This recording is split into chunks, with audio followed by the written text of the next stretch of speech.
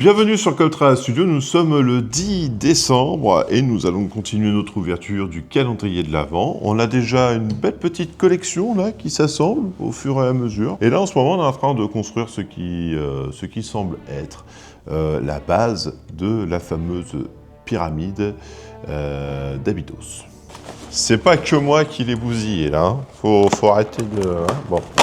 Hop. Je décline toute responsabilité sur l'état général de la boîte.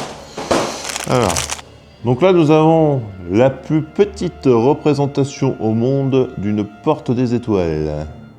Bon, on est loin de celle des EMG. Hein. Bon, on vous fait coucou les copains et j'espère que vous allez passer de bonnes fêtes. Ah, le chat, ah là là là. Bon les gars, dans les commentaires, j'aurais besoin de vous, que l'un d'entre vous explique un petit peu comment a fini cette pyramide. Qu'est-ce qui lui est arrivé dans la série? Je suis sûr que vous savez tous de quoi je parle, donc n'hésitez pas, prenez un petit peu de temps et écrivez-moi en commentaire, tout simplement, hein, voilà, qu'est-ce qui lui est arrivé à cette pauvre petite pyramide qui était l'un des symboles, l'un des monuments de cette série et de cette franchise, hein, de manière générale. Mais non, mais fou de camp, oh là là là. Et voilà la pyramide de Gizeh, j'allais dire. La pyramide d'Abydos, qui était très satisfaisante à construire finalement, parce qu'ils ont vraiment pensé aux petits détails. Ils ont aussi pensé à la frustration que ça pourrait être de construire quelque chose qui peut être assez redondant, mais finalement on a aussi des détails de l'intérieur de la pyramide. Donc je trouve que c'est assez intéressant, c'est pas mal.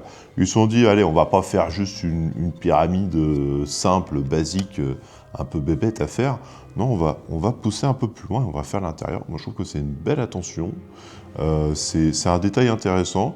Du coup on peut soit choisir de l'exposer entière, avec la pyramide complète, soit tout simplement on passe un peu le bout des ongles là, on a un léger espace de chaque côté et on peut décider de l'exposer de cette manière. Donc pour le moment je trouve ça assez intéressant. J'ai cru entendre dire qu'il y avait aussi le vaisseau mère de Ra dans ce set. Alors est-ce qu'il est complémentaire à celui-là? Je ne sais pas, on verra. On verra dans la suite, donc rendez-vous dès demain pour une nouvelle ouverture.